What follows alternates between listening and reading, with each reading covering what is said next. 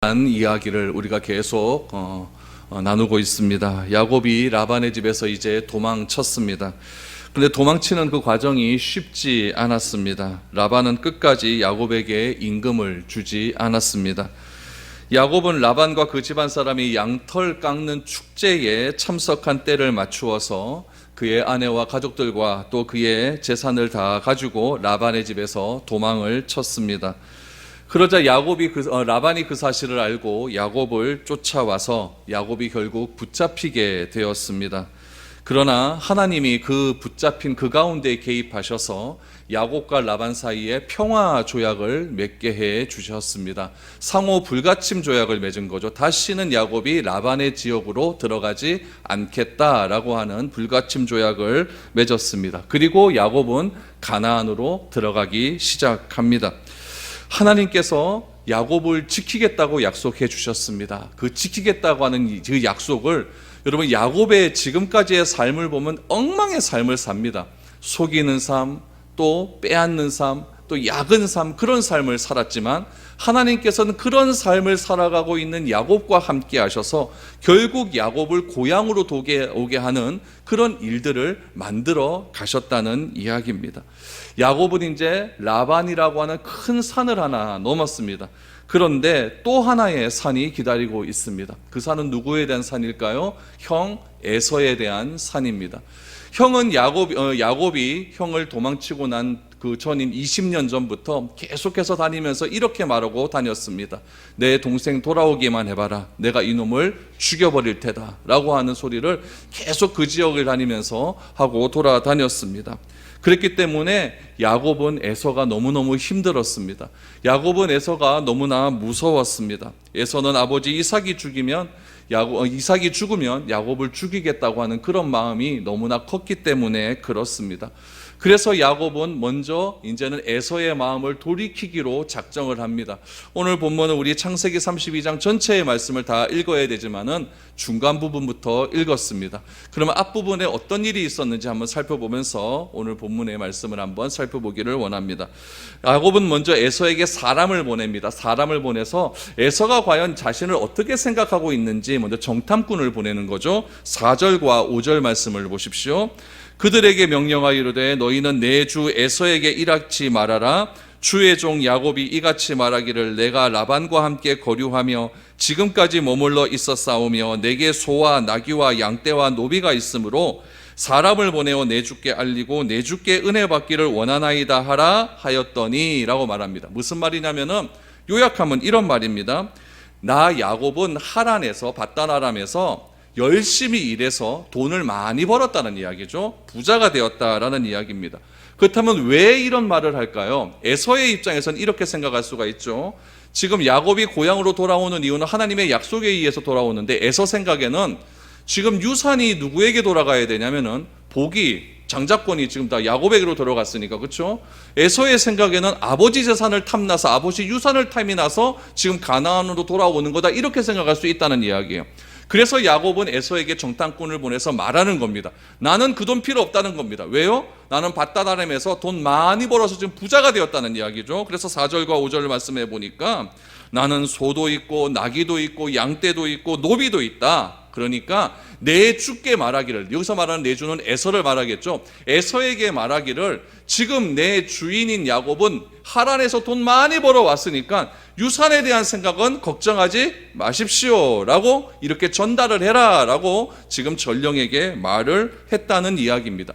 그러면 이 말을 이 야곱이 보낸 사람이 이 말을 에서에게 전달을 했습니다. 그러면은 에서의 반응이 어떻게 나와야 되느냐? 아 그러냐? 야곱은 진짜 재산에 대한 관심이 없냐? 이렇게 나와야 되는데 에서의 반응이 놀랍습니다. 6절을 보십시오.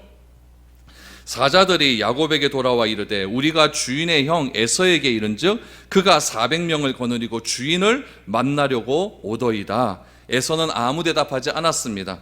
그리고 부하를 소집합니다. 몇 명이요? 400명, 사병이에요. 여러분 400명 지금으로 말하면 뭐 얼마 되지 않는 한 대대급쯤 되는 그런 군대이지만은 그 당시에 여러분 한 개인이 사병을 400명 데리고 있다는 것은 어마어마한 숫자입니다.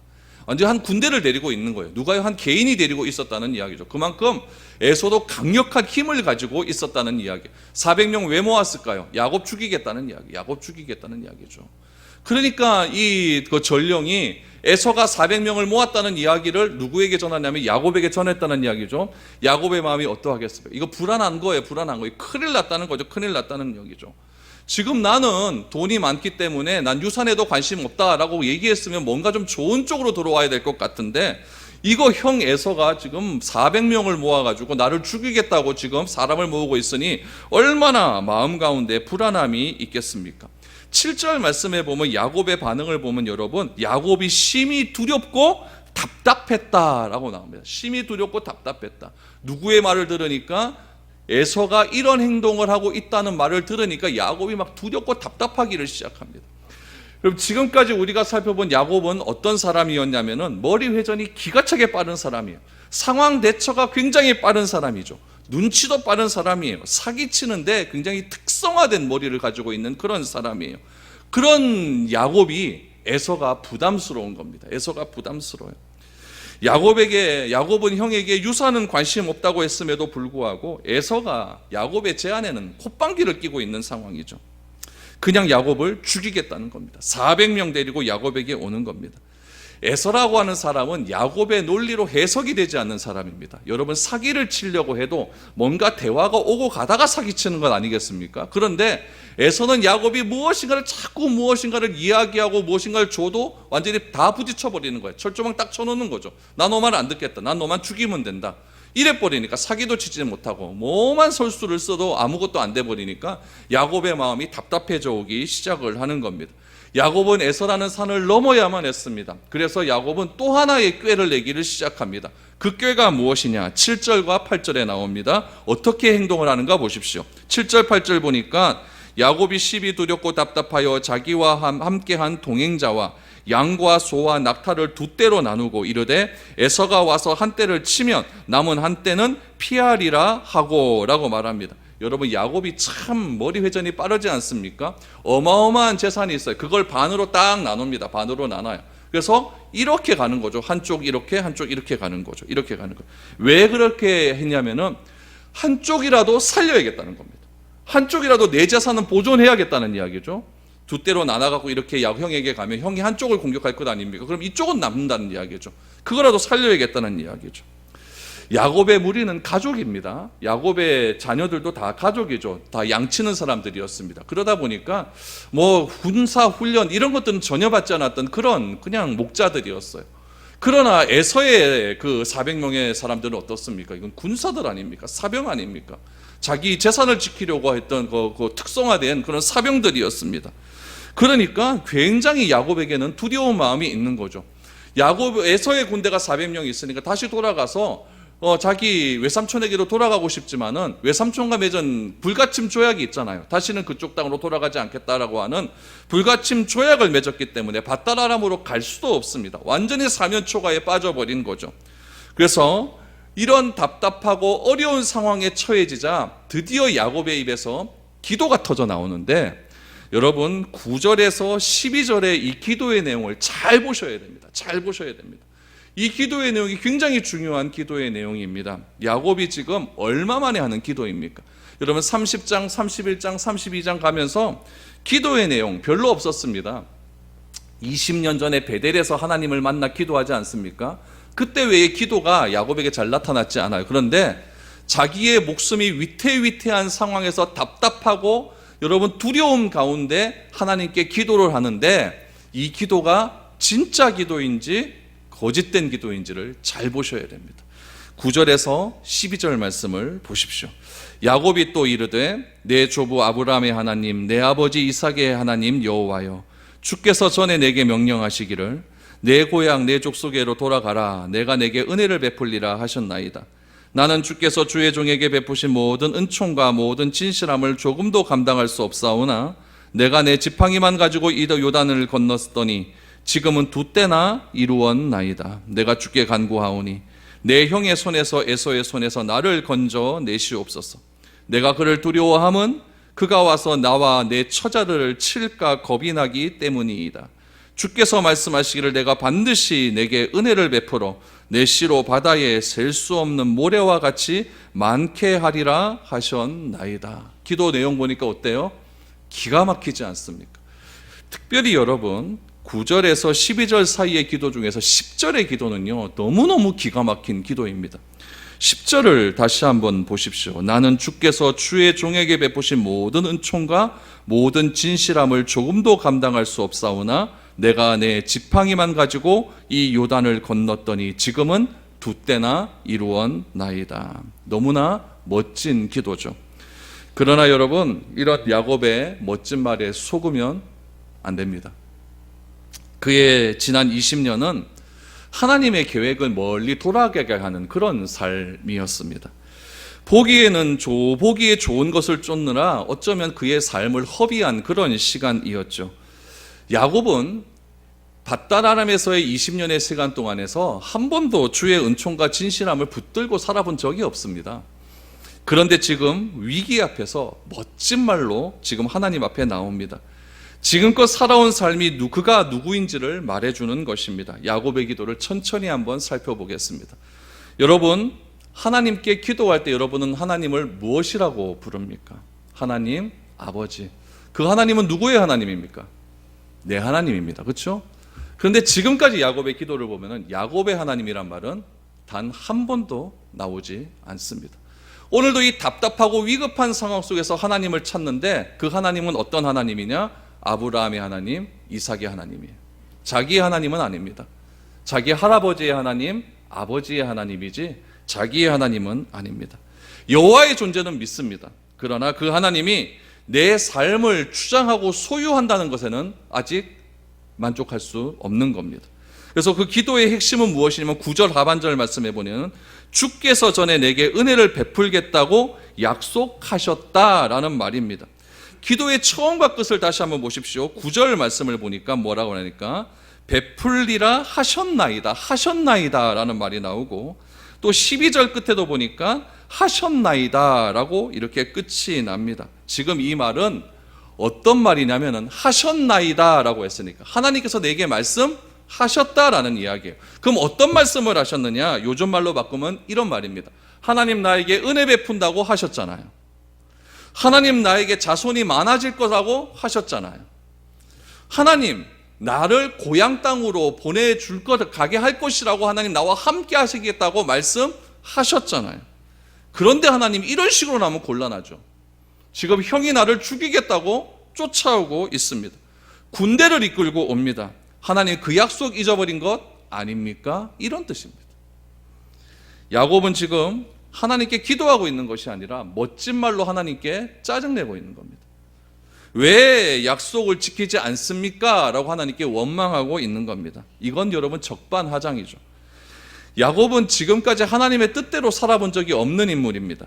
하나님을 주인으로 인정한 적도 없습니다. 그래놓고 상황이 꼬이니까 하나님께 하는 이야기가 무엇이냐면은 하나님을 원망하고 있는 말입니다. 지금까지 자기에게 했던 말, 하나님께서 자기에게 해주셨던 말들 다 끄집어내면서 이렇게 말씀하셔놓고 지금 상황은 뭡니까? 이렇게 이야기하는 거죠. 그가의 기도가 지금 9절에서 12절까지의 기도가 참되지 않는다는 증거가 어디서 나오냐면 13절에서 나옵니다. 여러분 이 기도가 진짜 기도였다면 13절에서 이렇게 행동하면 안 됩니다. 그런데 13절에서 야곱의 행동을 한번 보십시오. 우리가 읽었죠? 13절에 보니까 야곱이 거기서 밤을 지내고 그 소유 중에서 에서를 위하여 뭘 택했다? 예물을 택하니. 말이 좋아 내 예물이죠. 요즘 말로 하면 뇌물입니다. 뇌물이에요. 20절 말씀을 또 보십시오. 또 너희는 말하기를 주의 종 야곱이 우리 뒤에 있다 하라 하니 이는 야곱이 말하기를 내가 내 앞에 보내는 예물로 형의 감정을 푼 후에 대면하면 형이 혹시 나를 받아주리라 함이 어떠라 라고 말합니다. 야곱이 밤새 고민하면서 내린 결론 뭐냐? 뇌물 주겠다는 거예요. 그 고민하기 전에 뭐 했습니까? 기도라는 걸 했습니다. 말이 기도인데 같은 기도라는 걸 했습니다. 그러면은 그 기도를 한 뒤에 자기의 행동이 어떻게 바뀌어야 됩니까? 그 기도가 참된 기도라면은 지금 거대한 에서라고 하는 산 앞에서 야곱이 이런 식으로 행동하면 안 됩니다. 그렇게 고민하고 고민합니다. 기도하고 고민하고 고민합니다.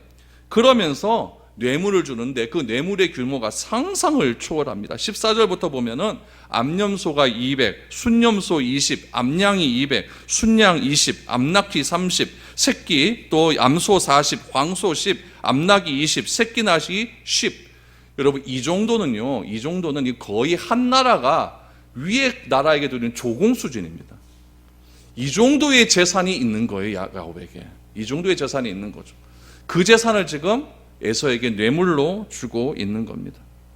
그리고 이 선물을 어떻게 전달합니까? 뒤에 보면 여러분 14절부터 계속 읽어보시면 5대로 나눕니다. 그 뇌물을 5대로 나눠요. 그래서 시간차를 두고 에서에게 보냅니다. 첫 번째 예물이 도착합니다. 그러면 에서가 묻죠. 이거 뭐냐? 그러면 내 주인 야곱이 형님에게 드리는 선물입니다. 이렇게 하는 거죠. 조금 지나다 보니까 2대가 또 와요. 이건 뭐냐 그랬더니 내 주인 야곱이 형님에게 드리는 선물입니다. 이렇게 해서 5번을 주는 거예요. 5번을 주는 거예요. 여러분 야곱이 얼마나 야갔는지 알 수가 있죠. 고도의 심리전을 쓰고 있는 거예요. 선물 1번 주고 안 되니까 또 2번 주고 2번 주고 안 되니까 3번 주고 계속해서 선물을 받게 하는 거죠. 에서의 환심을 사게 하는 고도의 심리전을 지금 쓰고 있는 것입니다. 여러분 이런 행동이 조금 전에 야곱은 어떻게 기도했습니까? 하나님 저를 지켜주신다고 하지 않았습니까? 라고 기도를 한 야곱의 행동입니다. 야곱의 기도가 참된 기도였습니까? 그렇지 않습니다. 야곱은 뭘로써 형 에서를 넘으려고 했냐면은 돈으로, 뇌물로 에서의 마음을 잡으려고 합니다. 우리가 잘 알아야 될 것이 하나 있습니다. 우리가 세상적인 기술과 지식을 사용하지 말라는 뜻이 아닙니다. 여러분 우리가 세상을 살아가면서 공부 열심히 해야 됩니다. 열심히 살아가야 되죠. 무조건 기도만 한다고 다 되는 것 아닙니다. 그렇죠? 대학 들어가려면 공부 열심히 해야 돼요. 여러분 기도만 열심히 한다고 하나님께서 그날 수능 시험의 모든 문제를 다 보여줍니까? 그러면 떨어지는 거예요. 열심히 해야 되는 거예요. 그래서 하나님께서 우리에게 이 자연 속에서 주신 열심을 내는 것들이 우리에게 필요하다는 이야기죠. 상대방의 마음을 얻기 위해서 작은 선물 필요할 때도 있습니다. 심리학을 왜 배웁니까? 하나님께서 우리 사람들 마음 가운데 심리적인 마음을 주셨기 때문에 그 심리적인 마음을 과학적인 것으로 어떻게 해석하는가, 여러분 이것도 하나님께서 주신 창조계를 알아가는 과정입니다. 여러분 심리학도 필요하다는 이야기예요. 문제는 무엇이냐? 야곱은 이미 하나님의 약속을 소유한 사람이라는 데 있습니다. 야곱이 외삼촌 라반의 집을 떠나옵니다. 밧다라람을 떠나올 때에 이미 하나님께서 야곱에게 꿈에 나타나지 않았습니까? 꿈속에서 뭐라고 하십니까? 내가 너를 반드시 지키겠다. 베델에서 나타난 그 하나님이 다시 나타나서 내가 너를 반드시 지키겠다. 여러분 이 정도면 야곱의 마음속에도 하나님에 대한 확신을 가지고 나아가야 됩니다. 만약 여러분들에게 진짜 하나님 나타나갖고 내가 너를 반드시 지키겠다 그러면 어떻게 하겠습니까? 우리의 삶이 완전히 바뀌어지지 않을까요? 내가 하나님의 전적인 은혜로 병만 나아도요, 여러분 내 삶이 바뀌는 건 시간 문제입니다. 그런데 야곱이 어렵고 힘든 순간순간마다 하나님은 야곱에게 나타나셔서 내가 너와 함께 하겠다, 내가 너를 반드시 지키겠다 했음에도 불구하고 그 하나님을 나의 하나님으로 야곱은 받아들이질 않습니다. 내 소유는 일단 내 겁니다. 하나님 내 소유는 일단 내 겁니다. 하나님이 지금까지 나를 붙들어 주신 거 그것까지는 알겠는데 내 소유까지 하나님의 것, 그것만은 아직 내가 못하겠습니다. 야곱의 수준은 딱 이까지입니다. 딱 이까지. 야곱은 가나안을 경계를 넘어갈 때도 야곱을 지키기 위해서 찾아오신 하나님을 경험했습니다. 그럼에도 불구하고 야곱은 생각하는 겁니다. 하나님만 믿고 이 거친 세상 어떻게 살아가는가? 하나님만 믿고 어떻게 살아가는가? 그가 사용하는 이런 뇌물을 주는 방법, 심리전을 이용하는 방법, 다 불신앙입니다. 에서에게 선물을 보낸 야곱, 과연 어떤 마음이었을까요? 여러분 뇌물을 줘봤습니까? 무엇인가 다른 사람에게 주고 그 사람에게 내가 기대하는 것을 뭔가 얻으려고 하는 것은, 그런 행동을 한번 해보신 적은 있습니까? 그렇게 했다고 했었을 때 여러분 내 마음이 평안하던가요? 안심이 되던가요? 절대 그렇지 않습니다. 여전히 야곱은 답답했습니다. 잠이 오질 않는 거예요. 만약 자기의 마음이, 자기가 하는 행동이 정당했다라고 한다면 잠 잘 오겠죠.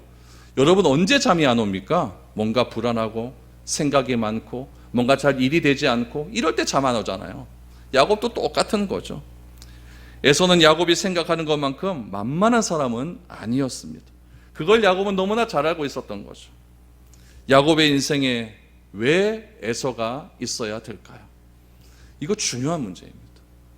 야곱은 하나님으로부터 음성을 들었습니다. 하나님께서 택하신 사람입니다. 내가 너와 함께 하겠다라고 하는 약속도 주셨습니다. 내가 너를 반드시 지키겠다라고 하는 약속도 주셨습니다. 여러분은 어떻습니까? 여러분도 다 그 약속 받았잖아요.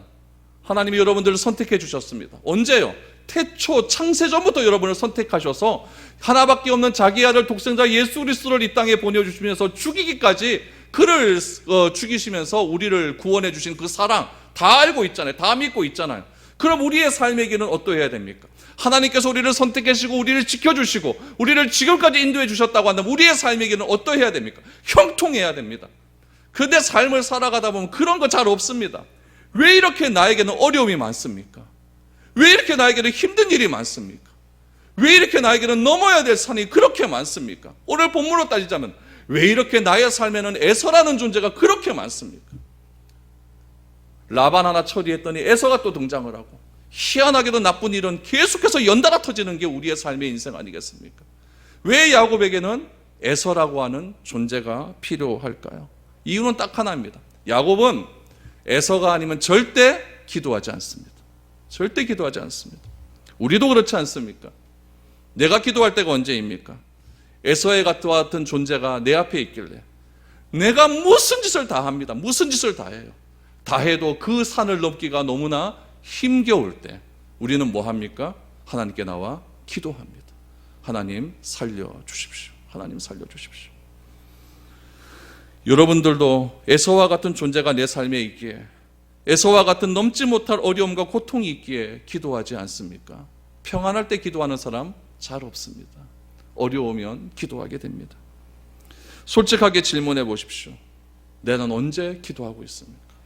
언제 밤잠 자지 못하고 기도하고 있습니까? 잘 풀릴 때요? 잘 풀리면 너무 잘 풀려서 잠이 잘 오죠. 도무지 되지 않을 때, 오늘 본문의 말씀을 빌리자면 에서가 내 앞에 있을 때, 그때 기도하는 겁니다. 야곱은 이제 홀로 남았습니다. 이제야 하나님을 만난 준비가 되는 겁니다.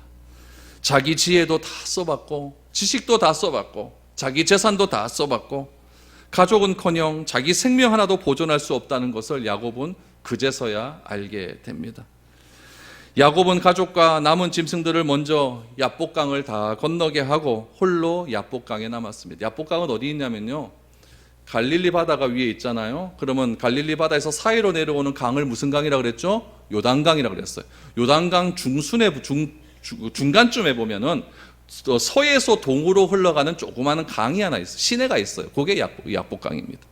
그 야복강을 건넌 거죠. 다 건넜어요. 야곱 혼자 남았습니다. 하나님께서 홀로 남아 잠을 이루지 못하는 야곱을 그제서야 찾아오십니다. 그리고 둘은 밤이 새도록 씨름을 합니다. 여러분, 오늘 본문의 핵심은 24절에서 26절입니다. 우리 24절부터 한번 보시기를 바랍니다. 야곱은 홀로 남았더니 어떤 사람이 날이 새도록 야곱과 씨름하다가 자기가 야곱을 이기지 못함을 보고 그가 야곱의 허벅지 관절을 치매 야곱의 허벅지 관절이 그 사람과 씨름할 때에 어긋났더라. 그가 이르되 날이 새려 하니 나로 가게 하라. 야곱이 이르되 당신이 내게 축복하지 아니하면 가게 하지 아니하겠나이다. 여기서 야곱의 씨름을 여러분 기도로 해석하시는 분이 있는데 그건 조금 잘못된 겁니다. 저도 어렸을 때 그런 얘기 많이 들었습니다. 씨름하는 방식으로 이렇게 기도를 해야 된다. 그래서 우리나라식으로 하면 어떤 기도냐면은 소나무 뿌리 하나 뽑아야 된다. 그렇죠? 그래야 된다. 그런 기도죠. 그러나 본문 어디에도 이 씨름을 강청하는 기도라고 해석하는 본문은 없습니다. 씨름과 기도를 연결하면 온 마음을 다해 기도하는 모습을 떠올릴 수 있습니다. 그렇게 힘을 다해 기도했기 때문에 하나님께서 야곱을 만나주셨다라고 생각을 하는데, 그러나 그렇지 않습니다. 야복강 가까이 했던 씨름은 말 그대로 진짜 씨름입니다. 강호동이 했던 씨름입니다. 야곱의 환도뼈가 부러지는 장면이 나오는데, 힘을 써서 기도하면 여러분 환도뼈가, 허벅지뼈가 부러집니까? 아니죠. 그건 아닙니다. 야곱은 온몸으로 어떤 사람과 실제로 씨름을 한 겁니다. 제가 어릴 때에 태용이하고 씨름을 해본 적이 있습니다. 씨름을 해본 적이 있어요. 누가 이기겠습니까? 제가 이기죠. 쬐만한 게 뭐가 되겠습니까? 그렇죠? 근데 씨름을 하면요, 요게 한번 지 아빠 한번 이겨보겠다고요. 막 땀을 쓰고 막 기를 쓰고 나한테 막 덤벼들어요. 덤벼들으면 제가 막 발로 한번 탁 꼬아가지고 막 탁 묶어버리면 그거 막 꼼짝도 못하고 막 그러다가 막 울어버리고 막 이러거든요. 그럼 희한하게 뒤엉켜서 막 움켜다 보면은 걔 막 땀 냄새도 막 나고요. 막 입 냄새도 막 나고요. 막 그렇게 막 얘기해요. 그런데 그게 싫진 않아요. 싫진 않아요. 그렇죠? 싫진 않아요. 이게 왜 내 아들이라서 그런지 몰라도 막 뒤엉켜서 이렇게 있는 게 그냥 무슨 애정 표현인 것 같아요. 애정 표현인 것 같아요. 야곱과 씨름을 한 사람이라고 나오는데, 여러분 어떤 사람이라고 나오는데, 이 한 사람을 설명하려면 굉장히 긴 설명이 필요합니다. 신학적인 견해도 다르고요, 굉장히 다양한 견해가 나옵니다. 그러나 제가 확신하는 바는 무엇이냐면은 이 어떤 사람은 구약에 나타나신 예수님입니다. 사람의 몸을 입고 이 땅에 오신 제2위이신 예수님을 말하는 겁니다. 야곱의 이름을 여러분 훗날에 요 뒤에 보면은 야곱을 이제 이스라엘로 이름을 바꾸어 주시지 않습니까? 그 고대 시대 때 이 이름이라고 하는 것은 굉장히 큰 의미를 가지고 있어요. 그 이름대로 되는 거거든요. 그래서 우리 야곱의 11명의 아들들이 이름 날 때 보면은 다 어떤 상황과 다 연관이 되지 않습니까? 내가 뭐 언니를 이겼도다, 뭐 하나님을 찬송할, 이렇게 다 이름과 상황과 연관이 되어 있듯이 이름을 바꾸어 준다고 하는 것은 하나님이 그 사람과 이렇게 함께 하겠다라고 하는 뜻입니다. 야곱에서 이스라엘로 바꿉니다. 이름을 바꿔줘. 이거는 여러분 하나님이 아니면 할 수 없는 사건이죠. 특별히 여러분 야곱이 씨름을 시작한 사건이 야곱이 씨름을 시작한 것이 아니라 어떤 사람이 야곱을 찾아오심으로 씨름이 시작되었어요. 여러분 이게 굉장히 구원론과 중요한 관계가 있습니다. 잘 들어보세요. 야곱이와 하나님과 싸움은 이길까요, 질까요? 누가 이겨요? 이거는요, 하나님이 이기는 겁니다. 태용이가 암만 저하게 덤벼도 저한테 못 이깁니다. 그런데 불쌍하면 제가 한번 져줍니다. 져주는 거예요. 야곱이 오늘 본문에서 이겼다라고 하는 것은 무엇이냐면은 하나님께서 스스로 야곱을 이기지 않겠다고 작정하신 겁니다. 작정하신 거예요. 하나님은 야곱의 허벅지를 때려서 골절을 시켜버려요. 야곱은 엄청난 고통 속에서 하나님을 놓지 않습니다. 씨름을 하는 동안 자기를 붙들고 있는 분이 누구인지 알아가기 시작하는 거예요. 그분과 뒤엉키면서 땀 냄새가 나고 뭔가 뒤엉키면서 이분이 나를 어떤 분으로 여기는지 그 관계가 형성되어지기 시작을 한다는 거죠. 야곱은 그 씨름을 하면서 알게 되는 거예요. 그 씨름하는 그 대상과 살이 뒤엉키면서 내가 살아갈 수 있는 길이 무엇인지를 그제서야 알게 되는 거죠. 그러면서 그분께 사정을 합니다. 뭐라고 이야기합니까? 나를 축복하지 않으면 절대 놓지 않겠나이다 라고 말을 하죠. 야곱 평생에 진짜 기도가 나오는 겁니다. 진짜 기도가 나오는 겁니다. 야곱과 하나님이 하신 씨름은 서로 이기겠다고 하는 씨름이 아닙니다. 심지어 여러분 환도뼈가 부서지기까지 했지만 이상하게 씨름을 하면 할수록 친밀감이 쌓오릅니다. 야곱의 평생 살아오면서 나와 함께 하셨던 하나님에 대한 친밀한 관계가 몸소 느껴지기 시작하자 여러분 야곱의 입에서 풍성한 말이 나오는 겁니다. 나를 축복하지 않으면 가지 않겠나이다. 가게 하지 않겠나이다. 야곱이 드디어 하나님을 만난 겁니다. 야곱이 여러분 진짜 기도가 터져 나오자 하나님의 입에서, 그 사람의 입에서 어떤 말이 나오는지 말을 보십시오. 27절 말씀해 보시면 그 사람이 그에게 이르되 내 이름이 무엇이냐? 그가 이르되 야곱이니이다. 여러분 27절 말씀이 그냥 읽고 넘어가시면 안 돼요. 지금까지 하나님께서 야곱이 지금까지 자신의 이름을 누군가 물어본 적이 있지 않습니까? 그때 야곱은 한 번도 자기의 이름을 진짜로 대답한 적이 없습니다. 성경에 보면은 이삭이 야곱을 축복할 때 야곱이 변장하고 오지 않습니까? 할 때 이렇게 묻습니다. 내 이름이 무엇이냐라고 물었을 때 야곱은 거짓말을 칩니다. 에서입니다라고 이야기합니다. 에서입니다. 야곱이 형을 그 살기를 피해서 외삼촌 집으로 도망가지 않습니까? 도망을 가는 도중에 그 밧다라람 다 와서 목자들을 만났어요. 목자들을 만났는데 목자들하고 이렇게 대화를 하지 않습니까? 대화를 하다가 이런 이야기를 해요. 혹시 라반을 아느냐? 그랬더니 라반 안다 그래요. 그 목자가. 그러면서 그 목자들이 한 얘기 뭐냐면은 저기 딸도 지금 같이 오고 있다. 좀 있으면 딸도 온다라고 해요. 그때 좀 있으면 딸이 왔어요. 딸이 왔을 때에 딸이 이름을 묻습니다. 그랬더니 야곱이 뭐라고 얘기한지 아십니까? 리브가의 소생 중에 하나나이다 라고 얘기해요. 왜 야곱은 자기 이름을 얘기하지 않을까요? 야곱의 이름의 뜻이 무엇입니까? 발꿈치 쏘기는 자입니다. 당신은 누구십니까? 나는 사기꾼. 그 이름 아름답도다. 여러분, 이름에 컴플렉스가 있는 사람이 있습니다. 이름에 컴플렉스. 그런 사람들은요, 이름을 잘 물으면요, 대답을 잘 하지 않습니다. 제 예전에 어떤 교회에 있을 때 부흥회를 했는데, 요즘 부흥회하면 감상검이라 하지 않습니까? 감상검 하면 이제 이렇게 이름하는데, 이름이 좀 웃긴 이름이 한 분 있었어요. 그래서 그 이름을 보고 그 목사님이 뭐 이름이 이카노 이랬어요. 그때 그분이 권사님이었는데 고마 시험에 들어왔었냐고. 그러니까 이 이름에 컴플렉스가 있는 분이 있어요. 야곱도 컴플렉스가 많았죠. 왜냐하면 그 당시는 그 이름이 뭐기 때문에? 정체성이 때문에 그래요. 나기 때문에 그래요. 야곱은 한 번도 자기의 이름을 대답하지 않았습니다. 야곱은 그 이름을 싫어했어요. 자기 자신이 그 이름대로 살아가는 건 맞습니다. 다 압니다. 사기꾼처럼 살아왔잖아요. 그런데 그 이름을 불리는 것을 원하지 않았습니다. 그런데 그가 어떤 사람과 씨름을 하고 어떤 사람이 자기의 허벅지를 쳐서 뼈가 어그러지는 그 고통 가운데 그 사람이 이름을 묻습니다. 하나님이 야곱의 이름을 몰라서 물을까요? 아닙니다. 묻는 겁니다. 내 이름이 무엇이냐? 야곱이 하나님께서 묻는 그 질문에 펑펑 울며 대답합니다. 나는 죄인입니다. 나는 속이는 자입니다. 나는 속이는 자입니다. 내 삶 자체가 속이는 삶을 살았습니다. 구원은 거기서부터 출발합니다. 나를 찾아오신 하나님 앞에 내가 철저하게 나의 삶을 다 내려놓는 거예요. 하나님, 내가 죄인이었습니다. 지난날 살아온 모든 삶들이 내 힘대로 살아오려고 했고 내 의지대로 살아오려고 했고 내가 한번 힘써서 한번 살아오려고 했습니다. 그러나 하나님, 지금까지 내 손에 남은 것은 아직까지 넘을 수 없는 큰 애소밖에 없습니다. 날 도와주십시오.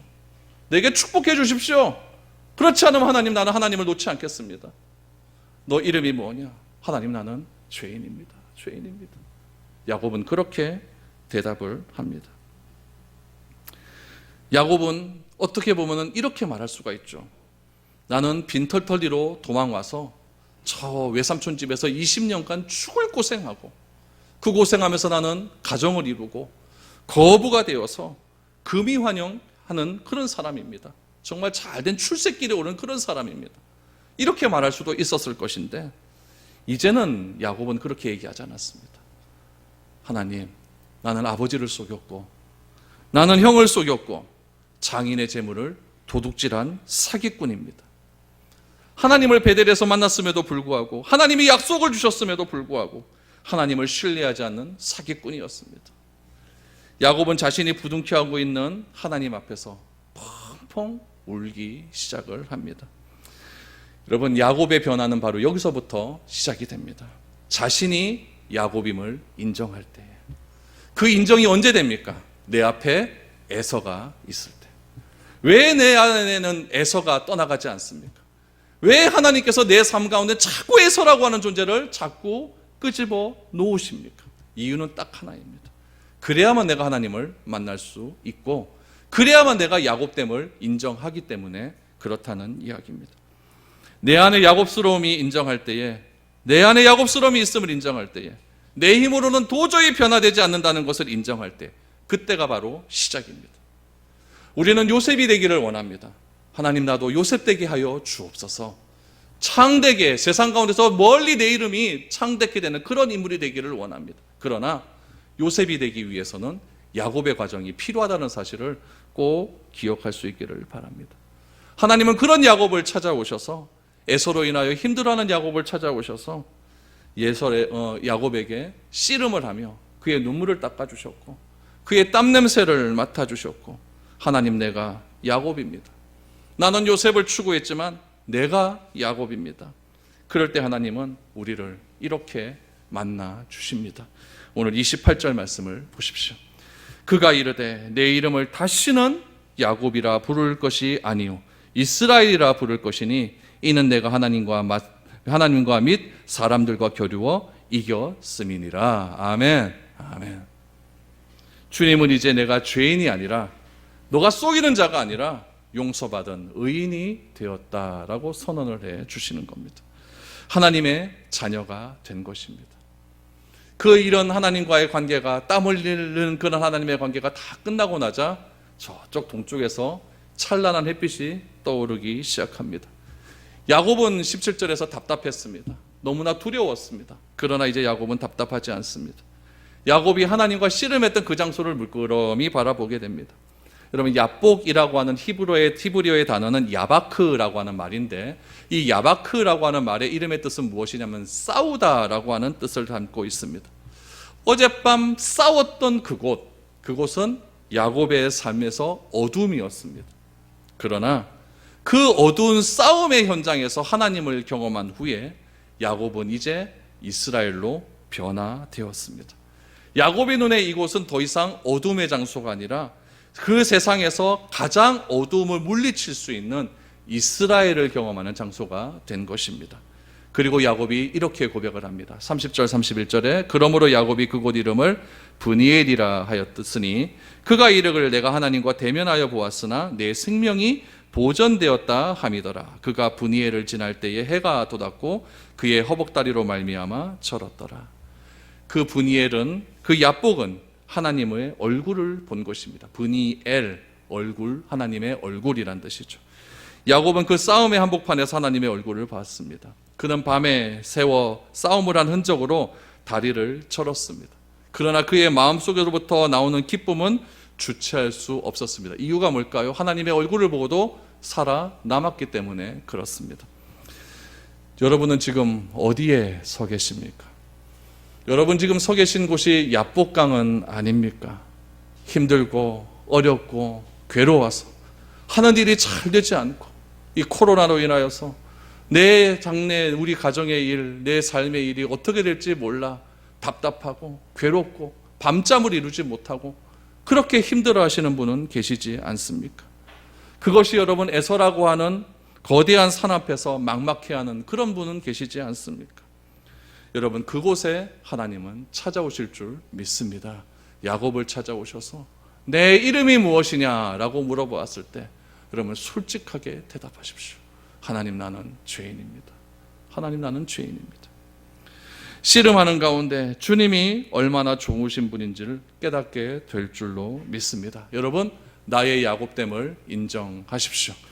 죄인을 의인으로 바꾸어 주시는 주님, 우리의 이름을 바꾸어 주시는 주님의 놀라운 은혜를 경험하시기를 바랍니다. 그럴 때에 내가 선 야복강은 더 이상 싸움의 곳이 아니라 하나님의 얼굴을 보고도 살아남은 브니엘이 될 줄로 믿습니다. 늘 생각나는 그 자리, 늘 생각나는 그 자리, 그 자리가 바로 고통의 장소였던 야복이었는데 이제는 그 야복이 브니엘로 변해되는 놀라운 축복이 여러분들 삶 가운데 넘쳐날 수 있기를 주님의 이름으로 축복드립니다.